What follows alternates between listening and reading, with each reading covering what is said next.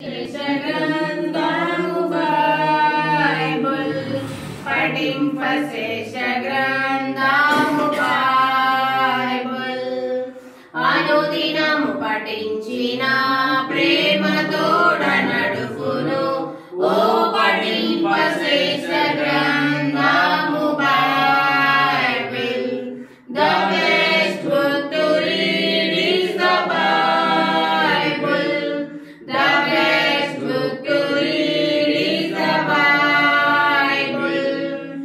If you read it every day, it will help you all the way. Oh, the best book to read is the Bible. Okay, thank you.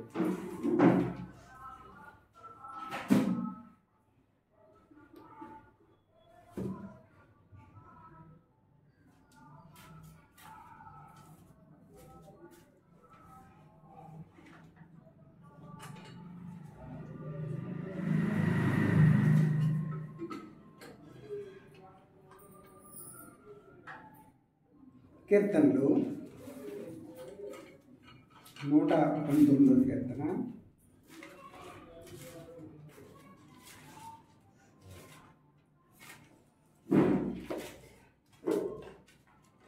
డెబ్బై 71వ వచనాన్ని అందరం కలిసి చదువుతాము.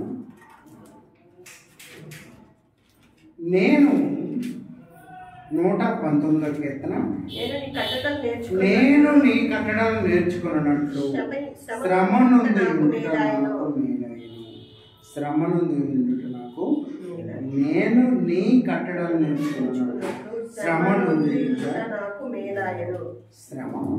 అయితే శ్రమలో మనం అందరం కూడా ఒక్కొక్క పరిస్థితిని బట్టి శ్రమలో పడిపోతూ ఉంటాం. ఏంటి మనము కొన్నిసార్లు శ్రమలో మనము ఆ శ్రమలో పడినప్పుడు చాలా బాధ అనిపిస్తుంటుంది. మన జీవితం అంతా కూడా శ్రమలు లేకుండా ఉంటే బాగుండేమో అనిపిస్తుంది. అసలు శ్రమలు అనేవి అవసరమట. అందుకే ఇక్కడ 119వ కీర్తన 71వ వచనంలో నేను నీ కట్టడం నేర్చుకున్నట్లు శ్రమను అలాగే కొరింథీయులకు రాసినటువంటి పత్రిక 1 కొరింథీ 11వ అధ్యాయము 28వ వచనం. కాబట్టి ప్రతి మనుషుడు తాను పరీక్షించుకున్నవలను అలా చేసి ఆరోగ్యం తిని దేవునికి చిన్న ప్రార్థన. దేవా యేసయ్య పరిశుద్ధిగా జీవన తండ్రి జీవాధిపతి సర్వాధికారి సర్వశక్తివంతుడ దేవా ఆరాధనలో ఉన్నారు. ఆరాధన చేయడానికి ఎంతో గొప్ప చూపించారు. మా అందరితో మాట్లాడారు. ప్రభా నాయన ఆరాధన వర్తమానం పెట్టి ప్రభా మీకు పొందనాలు. అలాగే బలలో కూడా ప్రభా బలవర్తమానం తీసుకోవడంలో మీకు చోట్ల భద్రపరచండి. ఏ మాటలు తెచ్చండి. మేమంతా కలిసి దేవా కొద్దిసేపు మీ మాటలు విని మీ మాటలు దేవా నాయన స్థిరపడి బలపడి దేవా నాయన మేమందరము కలిసి ప్రభా నాయన బలలో చేయడంలో మీకు గొప్ప చూపించమని మీరే మాకు తోడుగా ఉండే సేవ వరకు నడిపించమని యేసుక్రీస్తు శ్రేష్టమైన స్తుతించి ప్రార్థించి అడిగి వేడుకుంటున్నాం పర్వతం. అయితే ఇప్పుడు మనము 119వ కీర్తన 71వ వచనంలో ఏం చదివామంటే నేను నీ కట్టడలను నేర్చుకున్నట్లు శ్రమ నుండి నాకు మేలైన. చాలామంది శ్రమ రావడానికి ఇష్టపడతారు. శ్రమలు రావాలని కోరుకుంటారు చాలామంది. అదేంటది అంటే అది వాస్తవమే. శ్రమ అనేది వస్తట మనం స్ట్రాంగ్. అందుకే నీ కట్టడాలను చాలా క్లియర్గా ఇచ్చాడు. నేను నీ కట్టడాలు నేర్చుకున్నట్టు శ్రమ నుండి నాకు. మనం చాలా ఎగ్జాంపుల్ చెప్పచ్చు. శ్రమ పడిన తర్వాత శ్రమలో పడిన తర్వాత వాళ్ళు నేర్చుకుని దేవుడిలో స్థిరపడ్డారు, బలపడ్డారు. మనం కూడా అనారోగ్య పరిస్థితి వచ్చినప్పుడు దేవుడి మీద ఉన్నటువంటి ఆ ప్రార్థన మామూలుగా ఉంటుంది. చాలా మంది పరిస్థితి అలాగే ఉంటుంది. మనము అవసరాన్ని బట్టి ఆర్థిక అవసరం వచ్చింది, లేదంటే మనకి ఇంకొక అవసరం వచ్చింది, ఇంకొక ఏ అవసరం వచ్చినా ముందు మనం చూసేది దేవుడి పైన. దేవుని వైపు చూసి చాలా మందికి మనము ప్రార్థన విన్నపాలు మా కోసం ప్రార్థన చేయండి, ఎందుకంటే నా అవసరం ఉంది, నాకు ఈ అవసరం తీరాలి అంటే మీ అందరూ ప్రార్థన చేస్తారు. అయితే మనకి శ్రమ వచ్చినప్పుడు, కష్టాలు వచ్చినప్పుడు, ఆ శ్రమలో పడినప్పుడు ఉన్నంత వేగిరిపాటు మామూలుగా ఉన్నప్పుడు ఉండకపోవచ్చు. రెండోది ఇంకొక అవసరాలు, ఇంకొకరికి ఉన్నటువంటి అవసరానికి వచ్చినటువంటి ఆ వేగిరిపాటు మనకు వచ్చినప్పుడు, ఇంకొక వచ్చినప్పుడు చూద్దాంలే, ప్రేర్ చేద్దాంలే, ప్రేర్ చేస్తానంలే. అందుకే ఇక్కడ దావీదు ఏమంటున్నాడంటే, నేను కట్టడాలు నేర్చుకున్నాను, శ్రమను నేర్చుకున్నాను. అలాగే మనము ఫస్ట్ కొరింథీలో చదువుకున్నాం కాబట్టి ప్రతి మనుషుడు తను పరీక్షించుకునేవారును, అలా చేసి ఆ తిని ఆ పాత్రలోని మనం కాబట్టి రాక్షసం, ఆయన రక్తానికి గుర్తుగా ఇచ్చినటువంటి రాక్షసం, ఆయన శరీరానికి గుర్తుగా ఇచ్చినటువంటి ఆ రొట్టెలు చేయవేసినప్పుడు మనకు పరిశోధించుకొని మనము చేయి వేయాలి, మనలో చేయి వేయాలన్నమాట. అయితే శోధనలు వచ్చినప్పుడు, కష్టాలు వచ్చినప్పుడు అవి మనము సహించాలి కదా, సహించి మనము ధన్యుడివి అని భావించాలి. అది చాలామంది భావించరు. అయ్యో నేను కష్టాల్లో ఉన్నాను, నేను బాధలో ఉన్నాను, నా బాధలు ఎవరు తెలుస్తారు అనే బాధలో ఉంటారు. కానీ యాకోబు ఒకసారి చూద్దాము.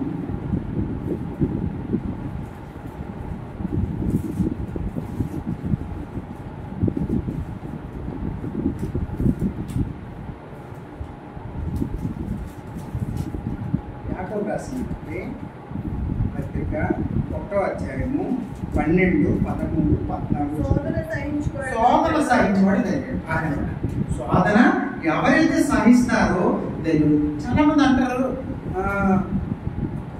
మా అబ్బాయి పరీక్ష పోవడం వల్ల అని అనుకుంటారట. ఎందుకంటే వాడికి బుద్ధి వస్తుంది, మన ప్రార్థనలో స్థిరపడతాం, బలపడతాం.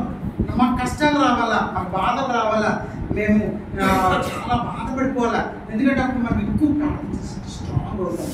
అందుకే శోధనలు వచ్చినప్పుడు దాన్ని మనము యాక్సెప్ట్ చేయాలి. దాన్ని మనం శోధనలు వచ్చినప్పుడు మనం దాన్ని యాక్సెప్ట్ చేసి ధన్యమైన భావించాలి.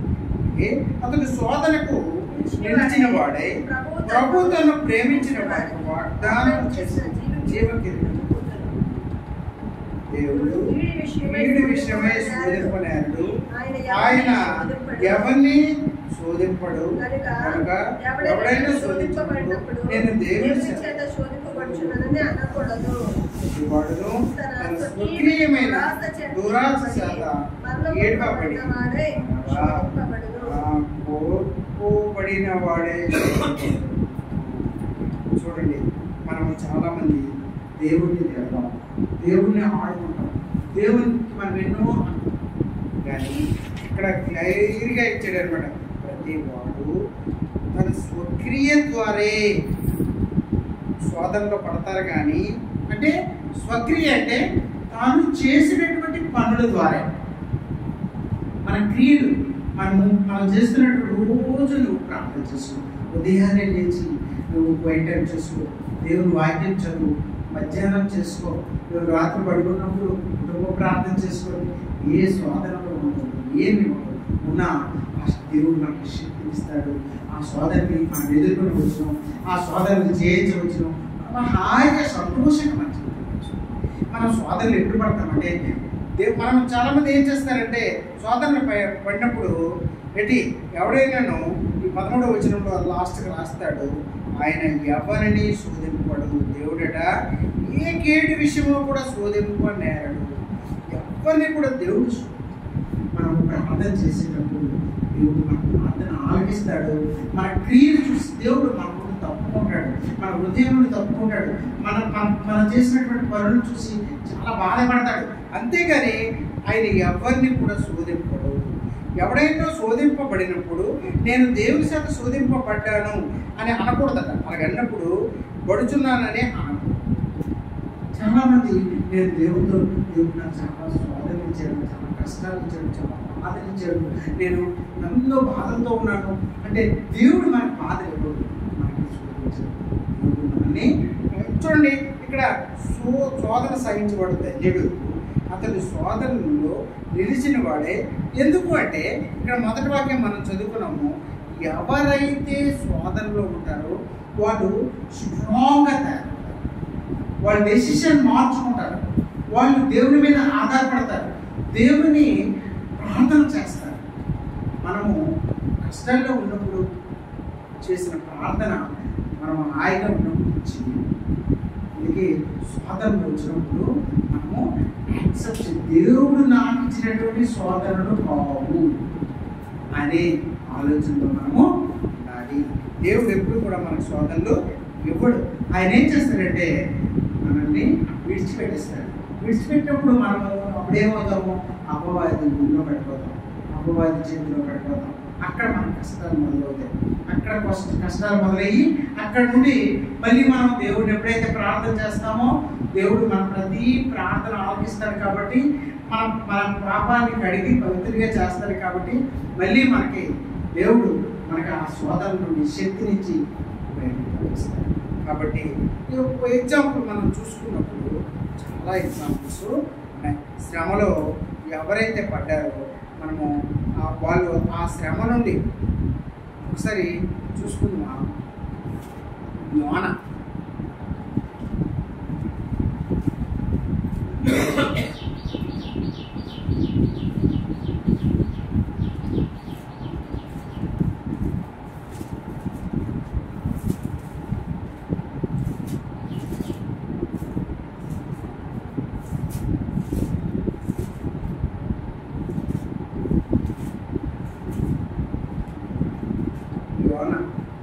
రెండో అధ్యాయము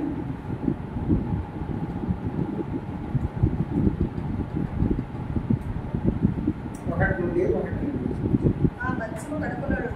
ఆ మత్స్యము కడుపులో నుండి ఇలాగ ప్రార్థన చేసి, నేను ఉపద్రవంలో పడి యెహోవా మనవి చేయగా ఆయన నాకు ప్రత్యుత్తరం ఇచ్చెను. పాతాళ గర్భంలో నుండి నేను కేకలు వేయగా నా ప్రార్థన అంగీకరించి పడవేసి ఉన్నావు. ప్రవాహ జలములు నన్ను చుట్టుకొని ఉన్నవి, నీ తరంగములు నీ గురులను నన్ను కప్పి ఉన్నవి. చాలు. అయితే యోనాకి ఏం జరిగింది? నినివే పట్టణానికి వెళ్ళమంటే తర్షీష్ కాదు వెళ్ళిపోవడానికి వాడెక్కాడు. వాడకి ఏం జరిగింది? ఆ వాడ నుండి వాళ్ళు ఆ నీటిలో తోసేశారు. ఆ సముద్రం మధ్యలో పడిపోయాడు. పడిపోయిన తర్వాత దేవుడు, మనము కష్టంలో ఉండడం దేవుడికి ఇష్టం ఉండదు. దేవుడు మనకి ఏర్పాటు చేస్తాడు. అలాగే యోనాకి ఏర్పాటు చేసేటి ఒక మత్స్యాన్ని పంపించాడు, చేపని పంపించి ఆ చేప వాటిని మింగిలాగా. ఆ విషయం యోనాకి తెలియదు. యోనాకి ఏం జరుగుతుందో తెలియదు. యోనా ఏం ప్రార్థన చేశాడంటే అంతవరకు దేవుని ప్రార్థన చేయలే యోనా. అంతవరకు దేవుని మీద ఏటి పాపంతో ఉన్నాడు. దేవుడు నాకు నినివే పట్టణానికి వెళ్ళమన్నాడు. అక్కడ ఎలా ఉంది? ఆ పట్టణం అంతా కూడా చాలా ఘోరమైనటువంటి మనుషులు, వాళ్ళు చాలా పాపం చేసిన వాళ్ళు. ఆ మహాపట్టణం అంతా కూడా ఎలాంటి దుర్గతిలో ఉందంటే అదంతా నాశనం అయిపోద్ది దేవుడు చెప్పాడు. కాబట్టి అలాంటి దగ్గరికి వెళ్తే నేను కూడా నాశనం అయిపోతాను, నేను కూడా పాడైపోతాను, నేను నశించిపోతాను, గుర్తు చనిపోతాను. కాబట్టి వెళ్ళకూడదని తర్షీష్ వెళ్ళిపోతుంటే తర్షీష్లో ఆ మధ్యలో, ఆ సముద్రం మధ్యలో వాళ్ళ దగ్గర నిజం ఒప్పుకోవడం వలన యోనాకి సముద్రంలో పడేస్తారు. అప్పుడు ప్రార్థన చేస్తారు. చూసారా, అక్కడ శోధనలో పడ్డాం, కష్టాల్లో పడ్డాం. యోనాకి దేవుడు గుర్తొచ్చాడు. నా పరిస్థితి కూడా నేను కష్టాల్లో పడ్డప్పుడు దేవుడు మనకి గుర్తొస్తాడు. అప్పుడు మనం ప్రార్థన చేస్తాం. ప్రతి ఒక్కరి ప్రార్థన మీద అడుగుతాం. అప్పుడు ఎక్కువగా ప్రార్థన చేస్తాం. దానివల్ల ఏమవుతామంటే మనం స్ట్రాంగ్ అవుతాం, మనము ఆత్మీయంగా ఎదుగుతాం. ఆత్మీయంగా ఎదిగి మంచిగా చక్కగా మన లైఫ్ని మనం మార్చుకోవాలి. అంటే శోధనలో పడడం వలన మనకు జరిగినటువంటి మొట్టమొదటి పని ఏంటంటే మనము స్ట్రాంగ్ అవుతాం. ఇక్కడ యోనాకి జరిగింది అదే. ఆ మత్స్యం కడుపులో నుండి యోనా యెహోవాను ఇలా ప్రార్థిస్తున్నాడు. ఎలాగట? నేను ఉపద్రవంలో ఉండి యెహోవాకు మనవి చేయగా ఆయన నాకు ప్రత్యుత్తరం ఇచ్చాను. పాతాళ గర్భంలో నుండి నేను కేకలు వేయగా. ఆయన ఏమనుకుంటాడంటే ఆ పాతాళంలో నేను ఉన్నాను, ఆ అడుగులు ఉన్నాను అని క్లీన్ రాసి చూడండి. 3వ వచనంలో నీవు నన్ను అగాధమైన సముద్ర గర్భంలో పడవేసి ఉన్నావు, ఇది ప్రవాహములు నన్ను చుట్టుకొని ఉన్నవి, నీ తరంగములు నీ కరులను నన్ను కప్పి ఉన్నవి, నీ సన్నిధిలో నుండి నేను వెలివేయబడినను, నీ పరిశుద్ధ ఆలయం తట్టు మరలా చూసేదని అనుకుంటుంది. అసలు ఒక చేప వచ్చింది, లోనకు మింగింది అనే విషయాన్ని మనకు తెలియదు. చేప కడుపులో, చేప గర్భంలో ఉండి ప్రార్థన చేస్తున్నాడు. ఏంటి, దేవా ప్రభువా, నేను అగాధంలో ఉన్నాను, నేను పాతాళంలో ఉన్నాను, నన్ను రక్షించు. అంటే లోనాకి దేవుడు ఎందుకు గుర్తించాడంటే మన కష్టాలను పడినప్పుడు ఈయన కష్టాలు, ఈయన పరిస్థితి కూడా మనం కూడా అలాంటి పరిస్థితుల్లోనే దేవుడిని మనము స్ట్రాంగ్ అవుతాం, దేవుని వైపు చూస్తాం. అందుకే శ్రమలు వచ్చినప్పుడు మనము దాన్ని మనం ఎలాగా భావించాలంటే చాలా ఇష్టంగా భావించాలి. కష్టాలు వచ్చినప్పుడు మనం ఇష్టంగా భావించాలి. కష్టాలని మనము వాటిని మనము అధిగమించడానికి దేవుడి మీద ఆధారపడాలి. ఇంకోలాగా మనము ఆధారపడడం కాదు, దేవుని మీద ఆధారపడాలి. దేవుడు నీకు నాకు శక్తి ఇస్తాడు, నీకు నాకు బలాన్ని ఇస్తాడు, దేవుడు మనల్ని నడిపిస్తాడు. మనల్ని విడిచిపెట్టాడు. దేవుడు నీ చేయ నా చేయ బట్టి నడిపించినట్టు ఆయన 7 మార్లు పడిపోయినా ఆయన మనల్ని విడిచిపెట్టేటువంటి దేవుడు కాదు. నీ చేయ నా చేయ బట్టి నడిపించి మనల్ని నడిపించినటువంటి. కాబట్టి దేవుడు ప్రతి ఒక్కరిని కూడా కాచి కాపాడినటువంటి అక్కడ యోహానాన్ని రక్షించినట్టే నిన్ను నన్ను కూడా రక్షిస్తాడు, శ్రమంలో నుండి రక్షిస్తాడనమాట. అందుకే శోధనలో పడినప్పుడు మనము యాకోబు ఎలాగైతే శోధనప్పుడు మహా ఆనందమని ఎంచాలి. దేవుడు మనం ఒకటే గ్రహించాలి, దేవుడు మనకి శోధనలో ఉంచాడు, శోధనలో పడేవి. దేవుడు మనకి కాపాడే దేవుడు, దేవుడు మనకి రక్షించే దేవుడు, దేవుడు మన ప్రతి ప్రార్థన విని మన అవసరం తీర్చినటువంటి దేవుడు.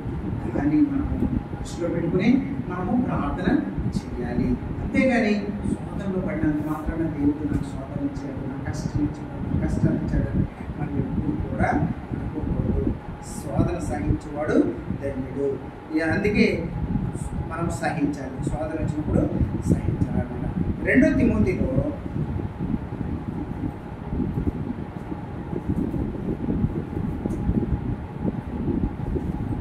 2 తిమోతి 4వ అధ్యాయము 5వ వచనం. అయితే ఇవన్నీ విషయములు మితముగా ఉండము, శ్రమపడము, సువార్తికునిగా పనిచేయము, నీ పరిచర్య సంపూర్ణముగా జరిగించుము. ఇక్కడ దేవుడు మనతో ఏం మాట్లాడుతున్నారంటే, అయితే ఇవన్నీ విషయంలో మితముగా ఉండము, శ్రమ కూడా పడాలి, సువార్తికునిగా పనిచేయాలి. ప్రతి ఒక్కరికి దేవుని కోసం చెప్పాలి.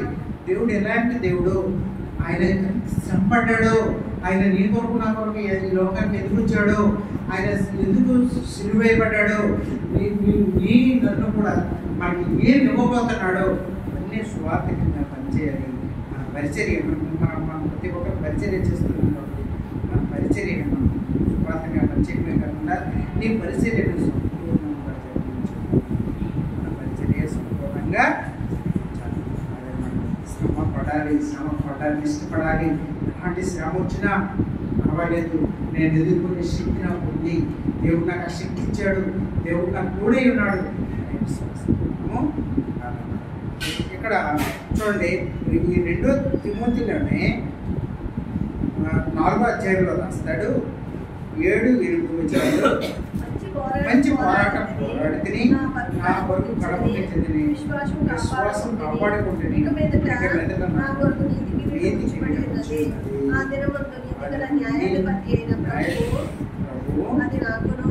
నాకు మాత్రమే కాకుండా తన ప్రత్యక్షను అపేక్షించి వారికి అందరికీ అనుగ్రహించును. పౌలు రాసినటువంటిది ఏంటి అంటే, పౌలు అపోస్తులైనటువంటి పౌలు నేను మంచి పోరాటము పోరాడాడు. ఆయన కష్టపడ్డాడు దేవుని కొరకు. ముందు దేవుని ప్రజల్ని చాలా హింస పెట్టాడు, చాలా కష్టాలు పెట్టాడు, కనిపిస్తే చంపాడు, కొట్టాడు, అన్నీ చేశాడు. ఆయన చివరికి దేవుడు తీసుకున్న తర్వాత ఎన్నో శ్రమలు పడ్డాడు. కొట్టారు, జైల్లో పెట్టారు.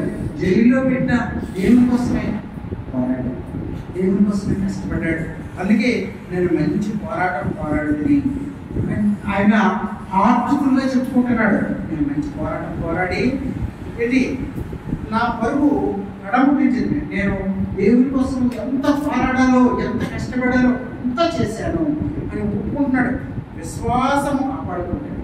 విశ్వాసం నేను ఎక్కడ కోల్పోలేదు. దేవుడు ఈ దినము నాకు ఇవ్వలేదు, అయినా నేను విశ్వాసంతోనే ఉన్నాను. విశ్వాసం ఎక్కడ కోల్పోలేదు. ఈవేళ నాకు చాలా మంది కొట్టే విశ్వాసం నేను కోల్పోలేదు. విశ్వాసాన్ని కాపాడుకుంటూ వచ్చాను. విశ్వాసం లేకపోతే దేవుడికి ఇష్టమై ఉంటాడు. దేవుడికి ఇష్టమై ఉంటే అసాధ్యం. కాబట్టి విశ్వాసం కలుగుతాడు. పౌలు అదే అంటున్నాడు, నేను విశ్వాసం ఎక్కడా కోల్పోలేదు, కాపాడుకుంటూ వచ్చాను. ఇక మీదట నా కొరకు నీతి కిరీటం ఉంచుతాడు. నా కొరకు నేను అయిపోయింది, నా పీరియడ్ అయిపోయింది, నేను మరణిస్తాను, దేవుడి సన్నిధిలోకి వెళ్ళిపోతాను, అక్కడ దేవుడు నా కోసం జీవం కిరీటం ఉంచున్నాడు అనే విశ్వాసం ఆయనలో ఉంది. నా కొరకు నీతి కిరీటము ఉంచబడి ఉన్నది. ఇది ఆ దినమందు నీతి గల ఆయన ఏమంటున్నాడు చూసారా, ఎంత చక్కనైనటువంటి ఆయన కోసం చెప్తూ ఏమంటున్నాడు, నాకు మాత్రమే కాకుండా తన ప్రత్యక్షతను అపేక్షించు వారందరికీ అనుగ్రహించాడు. అదే కాదు, మీకు కూడా జీవ కిరీటం ఉంచబడింది. దేవుని ప్రత్యక్షత మీరు కూడా అనుగ్రహిస్తే, దేవుని చిత్తాన్ని ఎరిగి దేవుల్లో మీరు ఉండగలిగితే, దేవుల్లో చివరి వరకు ఉండగలిగితే, దేవుల్లో మీరు చివరి వరకు నడవగలిగితే మీకు కూడా జీవకిరీటం ఎంత చక్కగా చెప్తుంది చూసారు. అంటే మనకి కష్టాలు అనేవి దేవుడు తెప్పించడం. కష్టాలనే వచ్చినప్పుడు మనం స్థిరంగా ఉండాలి, బలపడాలంటే ప్రార్థన చేసుకోవాలి. ప్రార్థన చేసుకున్నప్పుడు దేవుడు నిన్ను నన్ను విడిచిపెట్టడు. ప్రతి ఒక్కరిని దేవుడు కాపాడుతూ వచ్చాడు, ఎవరిని విడిచిపెట్టలేదు. శత్రుఘ్న మేషాబేద్నెగో ప్రార్థన చేసినప్పుడు వాళ్ళని కాపాడుతూ వచ్చాడు. 4వ వ్యక్తిగా వచ్చి అగ్నిలో 4వ వ్యక్తిగా నడిపిస్తూ వచ్చాడు. దానియేలును సింహం బోన్లో ఉండి ఆ సింహం నోరును మోయించాడు. చూసారా, ఎవరిని విడిచిపెట్టలేదు దేవుడు. ఎలాంటి బాధలు వచ్చినా, ఎలాంటి కష్టాలు వచ్చినా మనము ధన్యంగా ఎంచుకోవాలి. అంటే నీకు వచ్చినటువంటి ఆ కష్టాన్ని నువ్వు అధిగమించడానికి వేచి చేయాలంటే ప్రార్థన చేసుకుని దేవుడి మీద ఆధారపడాలి. దేవుడు నిన్ను నన్ను విడిచిపెట్టేది దేవుడు కాబట్టి మనల్ని నడిపిస్తారు. కాబట్టి ధైర్యంగా మనకి ఏం పర్వాలేదు, మనం ఏమీ అయిపోము. మనం స్వాదం వచ్చినంత మాత్రాన మనం చనిపోము, లేకపోతే స్వాదం వచ్చినంత మాత్రాన మనం ఏమో అయిపోము. మనకి దేవుడు ఏర్పాటు చేస్తాడు. ఈవేళ దేవుడి బిడ్డలుగా మనము ఉండలేకపోతున్నాం, కానీ ధైర్యంగా ఉండగలిగినప్పుడు ఆయన మనల్ని నడిపిస్తాడు. చక్కనైనటువంటి మార్గంలో ఉన్నాడు. ప్రతి ఒక్కరికి దేవుడు ఒక మార్గం అంటూ ఏర్పాటు చేసుకుంటూ ఉంటాడు. ప్రతి ఒక్కరిని ఎలా వెళ్ళాలో, ఏం చేయాలో, ఎలా జీవించాలో ప్రతి ఒక్కరిని దేవుడు ఏర్పాటు ఉంటుంది. కాబట్టి సోదరులు వచ్చినప్పుడు మనం స్థిరపడాలి, బలపడాలి, వాక్యం చదువుకోవాలి, ప్రార్థన చేయాలి. ఆ ప్రార్థనలో మనం దేవుని వైపు చూడాలి. అంతేగాని దేవుని అప్పుడు చాలా మంది చేసిన పనులు ఏంటంటే సోదరులు వచ్చాయని దేవుని విడిచిపెట్టి మళ్ళీ అన్యుల్లో కలిసిపోతారు. అలా చేయడం వల్ల వారికి ఇంకా సోదరులు, ఇంకా కష్టాలు, వారి బాధలు ఏమి ఉండవు. నిజమై ఆయన ఏం చెప్తున్నాడు, నేనే దేవుడు, నేను తప్ప వేరే దేవుడు లేడు. గాయపరచువాడును నేనే, స్వస్థపరచువాడును నేనే. దేంట్లో ద్వితీయోపదేశకాండము 33 రాస్తాడు.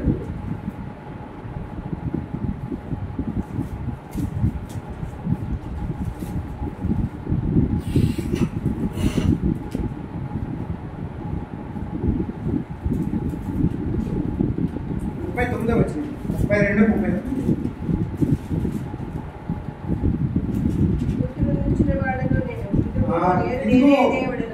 నేనే దేవుడును, నేను తప్ప వేరే దేవుడు లేడు.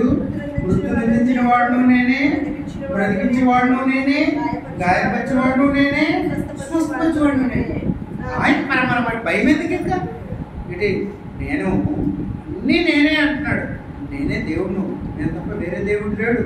మీకు పొరపాటు మీరు చచ్చిపోయారనుకోండి, చప్పించేవాడు నేనే, బ్రతికించేవాడు నేనే, గాయపరిచేవాడు నేనే, మనము ఉండగా నీవు నేను ఎందుకు భయపడాలి? భయపడాల్సిన అవసరం ఏమొచ్చింది? ఏమి భయపడాల్సిన అవసరము లేదు. మనము హాయిగా సంతోషంగా మనము పౌలు చెప్తున్నాడు, నేను మంచి పోరాడాను, చివరికి నాకు జీవ కిరీటం ఇవ్వడానికి టైం వచ్చింది, నేను పరలోకానికి వెళ్ళిపోతున్నాడు. అది నాకే కాదు, మీరు కూడా చివరి వరకు పోరాడితే మీకు ఆ జీవ కిరీటం దేవుడు ఇస్తాడు. అది చాలు, విశ్వాసం కోల్పోకూడదు. అందుకే ఏంటి మనము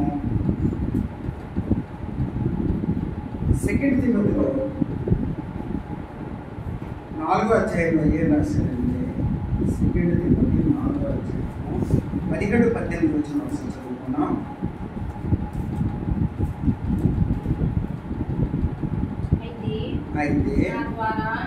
అయితే నా ద్వారా సువార్త సంపూర్ణంగా ప్రకటింపబడిన నిమిత్తము అన్యజనులందరూ నిమిత్తమును ప్రభువు నా పక్కన నిలిచి నన్ను బలపరిచిన కనుక తప్పించబడితిని. ప్రతి దుష్కార్యము నుండి నన్ను తప్పించి తన పరలోక రాజ్యమునకు చేరునట్లు నన్ను రక్షించును. యుగయుగములు ఆయనకు మహిమ కలుగును గాక. ఆమేన్. ఆయన ఏం చెప్తున్నాడంటే, సమూహపు లోకులను కూడా రక్షించాడు. దానియేలుని సమూహపు రక్షించలేదా? ఏంటి దాని తర్వాత ప్రభు ప్రతి దుష్కార్యం నుండి నిన్ను కాపాడతాడు. దుష్కార్యం నుండి నన్ను తప్పించి పరలోక రాజ్యమునకు చేరినట్లు నన్ను రక్షించాడు. నన్ను ఆయనతో పాటు సదాకాలం ఉండడానికి, పరలోక రాజ్యంలో ఉండడానికి ఆయన ఏర్పాటు చేస్తాడు. నీవు నేను నిలబడాలి, చివరి వరకు నిలబడినప్పుడు ఏంటి అదనమాట. మునుపు మన జీవితం చూసినప్పుడు ఎలాగున్నా మనం ఇందాకలే చూసుకున్నాము, కానీ ఇప్పుడు మనము దేవుడిలో స్థిరపడ్డాము, బలపడ్డాము. కాబట్టి మనం ధైర్యంగా నిలబడదాం. ఆయన మనకు ఒక ఉద్దేశంతో ఏర్పాటు చేసుకున్నాడు. మనం పరిచయం చేయాలి, ఆయన సువార్తలు ఇవ్వాలి, ఆయన కొరకు మనం 10 మందికి చెప్పాలి. అదే చేద్దాం. ఏంటి తీతులో రాశాడు. దీని తర్వాత ఉండదు చూడండి, తీతు 3:3. ఎందుకంటే మనం కూడా మునుపు అవివేకులను, అవిధేయులను, మోసపోయిన వారు, నానా విధమైన దురాశలతో దాసులను ఉండి దుష్టత్వములను, అసూయలను,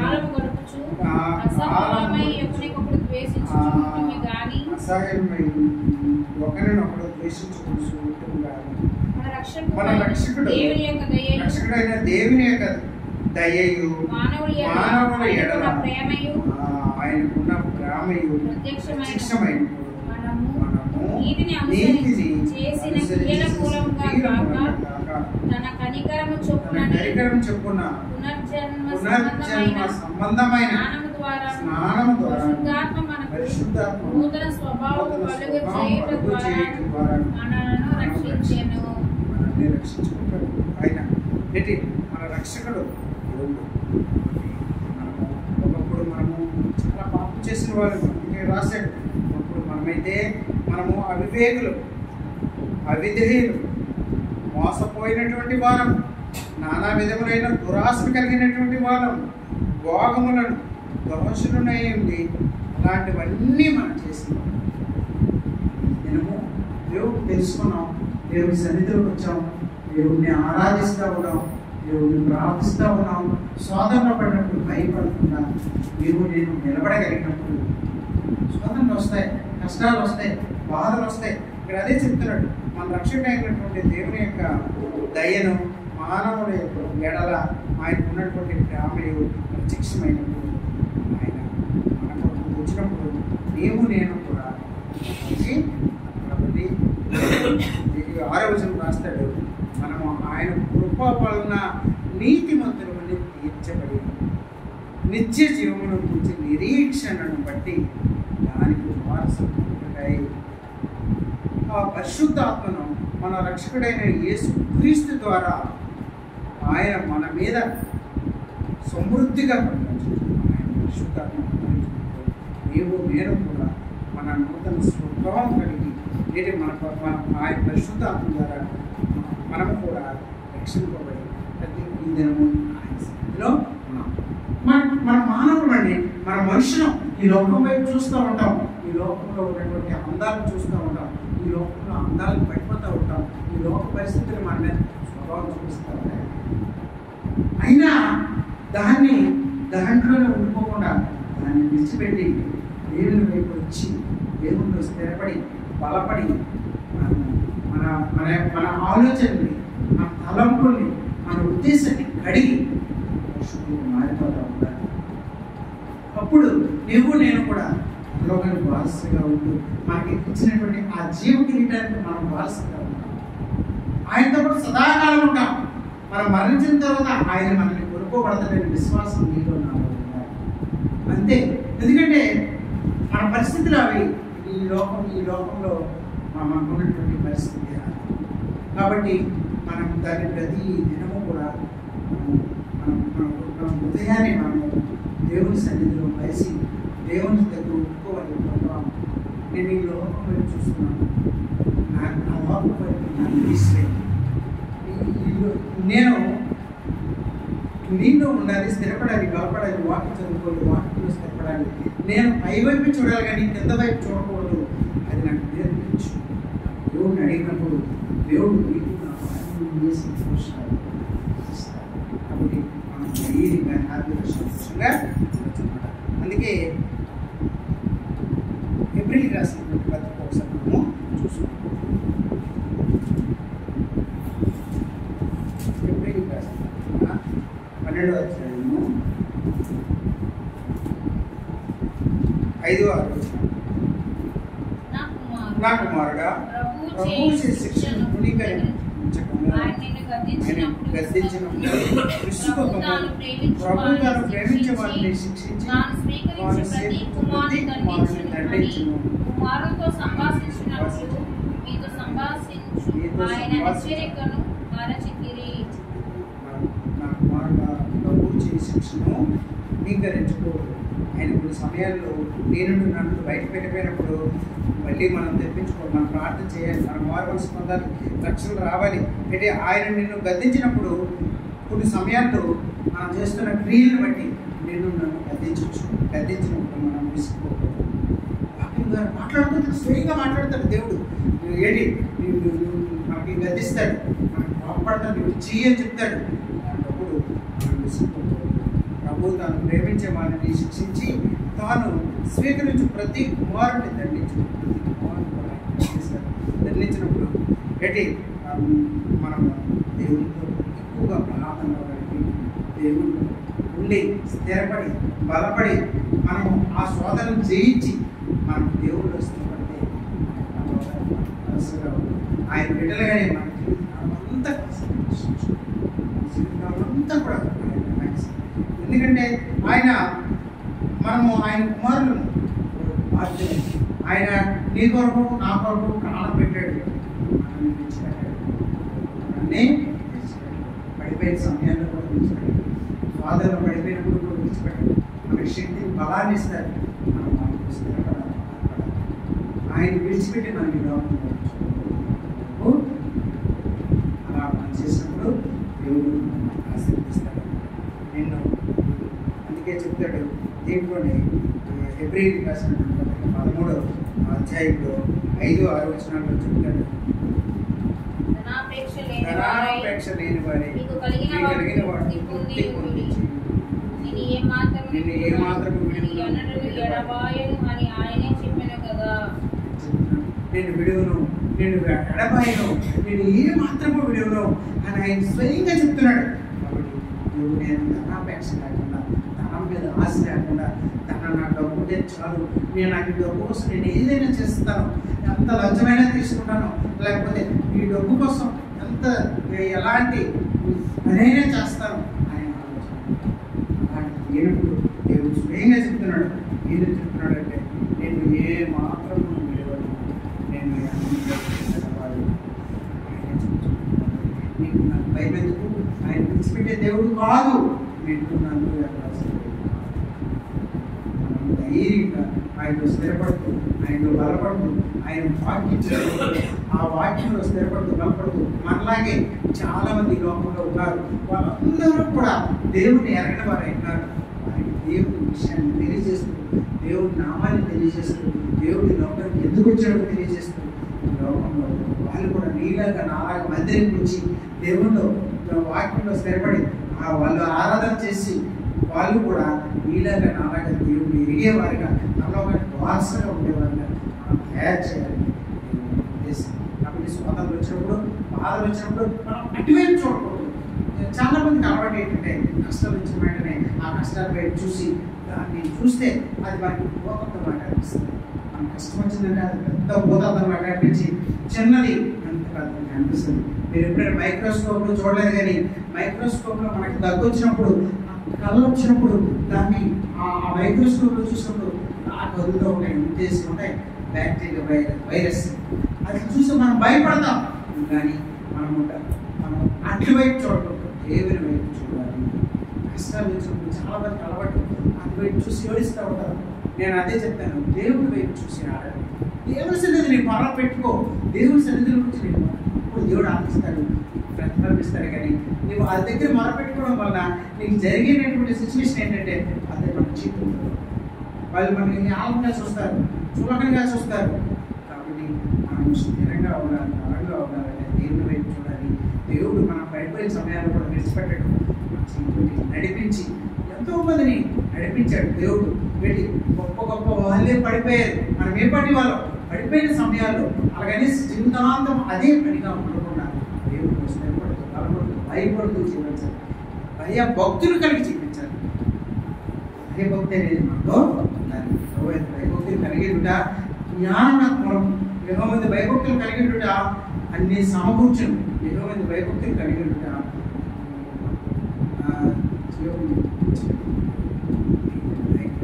భయభక్తులు కలిగి మన జీవితాంతం కూడా మనకి ఏ భయము లేదు. మనకి ఆయన విడిచిపెట్టడు. ఈరోజు విడిచిపెట్టాడు, లేకపోతే ఈరోజు స్వాతంలో ఉన్నామని ఈ లోకం వైపు చూడకూడదు, కష్టాల వైపు చూడకూడదు. స్థిరపడుతూ, బలపడుతూ, వాక్యం చదువు, వాక్యాన్ని చేద్దాం, వాక్యాన్ని బలపడదాం. వాక్యమే మనల్ని రక్షిస్తుంది, దేవుడే మనల్ని. అందరూ మోకరించండి, ప్రార్థన చేసుకొని బలం